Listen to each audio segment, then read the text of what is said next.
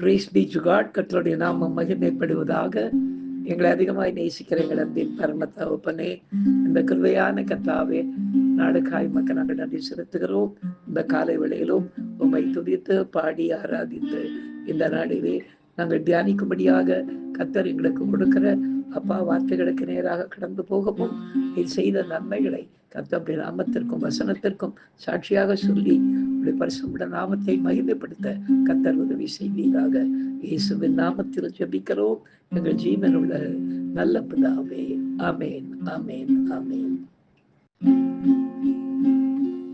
கர்த்தரை நம்பியே ஜீவிப்போம், கவலை கஷ்டங்கள் தீர்ந்திடும், கைவிடா காத்திடும் பரமனின் கரங்களை நாம் பற்றி கொள்வோம், கைவிடா காத்திடும் பரமனின் கரங்களை நாம் பற்றி கொள்வோம்.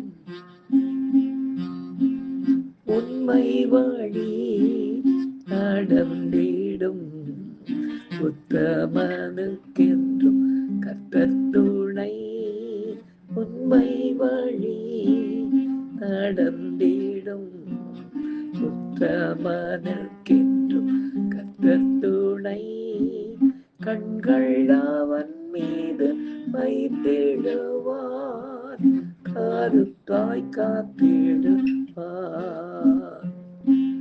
கண்கள் அவன் மீது வைத்திடுவார், கருத்தாய் காத்திடுவார். நம்பியே ஜீவிப்போம், கவலை கஷ்டங்கள் தீர்ந்திடும், கைவிடா காத்திடும் பரமனின் கரங்களை நாம் பற்றி கொள்வோம், கைவிடா காத்திடும் பரமனின் கரங்களை நாம் பற்றி கொள்வோம். எனக்கு அருமையானவர்களே, இந்த நாளிலே நாம் தியானிக்கும்படியாக கர்த்தர் நமக்கு கொடுக்கிற வார்த்தைக்கு நேராக நாம் கடந்து போவோம். பிரியமானவர்களே, எடுத்து வாசிக்கலாம். சங்கீத புத்தகம் 128 சங்கீதம் 2 வசனத்தை நாம் வாசிக்க கேட்போம். உன் கைகளின் பிரயாசத்தை நீ சாப்பிடுவாய், உனக்கு பாக்கியமும் நன்மையும் உண்டாயிருக்கும் என்று எழுதப்பட்டிருக்கிறது. பிரியமானவர்களே, இன்றைக்கும் கர்த்தருக்கு பயந்து வாழ்பவர்கள் அநேகர் உண்டு. ஆனால் அவர் நமக்கு கற்பித்துள்ள வழிகளில் உத்தமமாய் நடக்கிறோமா என்பதுதான் மிகவும் முக்கியம். ஏனென்றால் இந்த வசனம் என்ன சொல்றது பாருங்கள். உன் கைகளின் பிரயாசத்தை நீ சாப்பிடுவாய், உனக்கு பாக்கியம் நன்மை உண்டாயிருக்க வேண்டுமானால், இதற்கு முந்தின வசனம் என்ன சொல்கிறது என்றால், கர்த்தருக்கு பயந்து அவர் வழிகளில் நடக்கிறவன் எவனோ அவன் பாக்கியமான் என்று எழுதப்பட்டிருக்கிறது. ஏனென்றால் தெய்வ பக்தி என்கிற அடிப்படையில் இயேசு கிறிஸ்துவை நல்ல தெய்வம் என்று சொல்ல இன்றைக்கு அநேகர் உண்டு.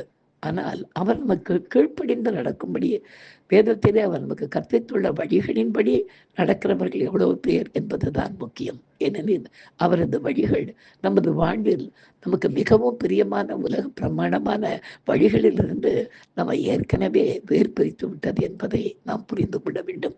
இப்படியாக 2 கெட்டானாக ஒரு வாழ்க்கை வாழாமல் வேத சத்தியத்திற்கு கீழ்ப்படிந்து அதன்படி நடக்கிறவர்களுக்கு, அப்படிப்பட்ட ஜனங்கள் தான் தங்கள் கைகளின் பிரயாசத்தை சாப்பிடுவார்கள் என்று கர்த்தர் சொல்லுகிறார்.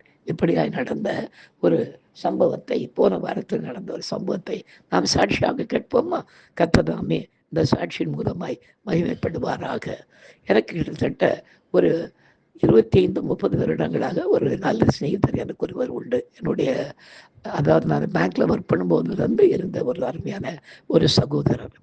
அவருக்கு அவருடைய சொந்த குடும்பத்தார் எல்லாரையும் எனக்கு ஏறக்குறைய தெரியும். திடீரென்று போன வாரத்தில் எனக்கு ஒரு ஃபோன் கால் வந்தது.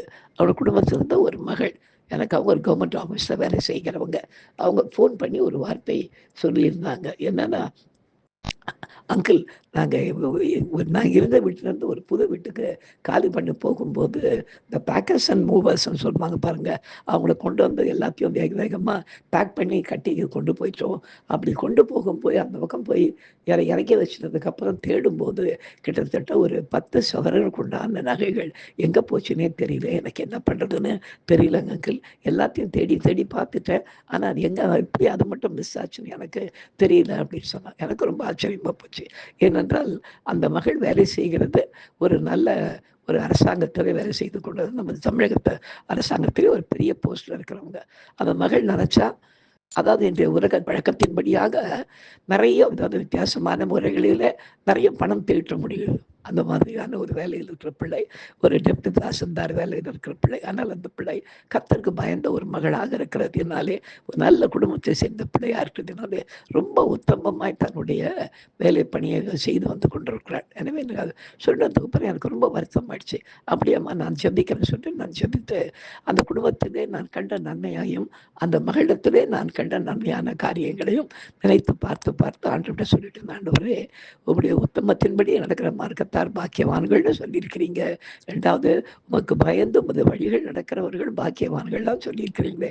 அப்படி இருக்கும்போது எப்படி இந்த பிள்ளையினுடைய இந்த காரியம், அதாவது நிறைய கையூட்டு லஞ்சம் இதெல்லாம் வாங்கக்கூடிய ஒரு அரசாங்க அலுவலகராக இருந்த போதிலும் கூட அதெல்லாம் ஒன்றுமே ஈடுபடாத சுத்தமாய் காத்துக்கொண்டு இன்றைய வரையில் ரொம்ப ஸ்ட்ரிக்டான ஒரு டெப்டி தாசில்தார் என்ற பெயர் எடுத்துக் கொண்டிருக்கின்ற பிள்ளையினுடைய வாழ்க்கையிலே இதை விட மன வருத்தத்தை உண்டு பண்ண முடியும்னு ஜெபித்து கொண்டிருந்த வேளையில் அந்த மகளை எனக்கு ஃபோன் பண்ணி, அங்கிள் நாங்கள் உங்களை வந்து கொஞ்சம் நேரில் பார்க்கலாமா அப்படின்னாங்க.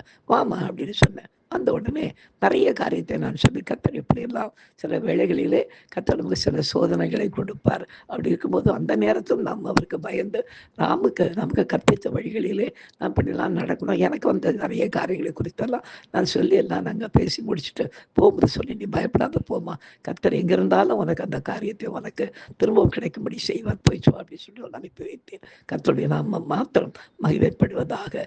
நேற்றைய தினத்திலே அவளுக்கு ஃபோன் செய்து, அங்கிள் அந்த ஏதோ ஒரு பழைய ஒரு பாக்ஸ்குள்ளே அதை நான் போட்டு ஒரு பேக் உள்ள போட்டு வச்சுட்ருக்கிறேன், தெரியல.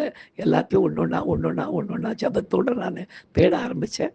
தேடும்போது திடீர்னுடைய கைகளிலே அந்த காரியங்கள் மறுபடியும் கிடைக்க கர்த்தர் உதவி செய்தார் என்று கர்த்தருடைய நாமத்தில் மகிமையாய் சாட்சி கொடுக்க கர்த்தர் கிருபை செய்தார். பிரியமானவர்களே, கர்த்தருக்கு பயப்படுபவர்கள் நிறைய பேர் உண்டு. கிறிஸ்தவர்களிலே நிறைய பயப்படுறவங்க உண்டு. ஆனால் அவருடைய வழிகளில் நடக்கிறார்களா என்பது தான் முக்கியமான காரியம். அப்படி நடக்கும்போது தான் வேதம் என்ன சொல்கிறது என்றால், கர்த்தருக்கு பயந்த ஒரு வழிகளில் நடக்கிறவன் எவனோ அவன் பாக்கியவான், உன் கைகளின் பிரயாசத்தை நீ சாப்பிடுவாய் என்று எழுதப்பட்டிருக்கிறது. எனவே இந்த நன்மையான மகளுடைய வாழ்க்கையிலே கர்த்தர் செய்த இந்த நன்மைக்காக கர்த்தருக்கு நான் நன்றி செலுத்துகிறேன். நாம் ஜெபிக்கலாம். எங்களை அதிகமாய் நேசிக்கிற எங்களுடைய அன்பின் பரம தகப்பனே, இந்த கிருபையான கர்த்தாவே நாளுக்காய் உமக்கு நாங்கள் நன்றி செலுத்துகிறோம். வார்த்தையில் உண்மை உள்ளவர்களே, உமக்கு நன்றி செலுத்துகிறோம் ராஜா. கர்த்தாவே, இந்த நாளை நாங்கள் கேட்ட சாட்சியின்படி உமக்கு பயந்து உம்முடைய வழிகளில் நாங்கள் நடக்கும்போது எங்கள் கைகளின் பிரயாசத்தை நாங்கள் சாப்பிடும்படியாக அதை நீர் பாதுகாத்து எங்களுக்கு கொடுக்கிறதற்காய் உமக்கு நன்றி செலுத்துகிறோம் ராஜா. இந்த சாட்சியை கேட்ட நாங்கள் கர்த்தாவே எந்த சூழ்நிலையிலே வாழ்ந்தாலும் உடைய வசனத்துக்கு கீழ்ப்படிந்து உண்மையாய் வாழ கர்த்தர் எங்களுக்கு உதவி செய்யும்படியாய் ஜெபிக்கிறோம். தொடர்ந்து எங்களை நடத்துவீராக. இயேசுவின் நாமத்தில் ஜெபிக்கிறோம் எங்கள் ஜீவனுள்ள நல்ல பிதாவே. ஆமேன், ஆமேன், ஆமேன்.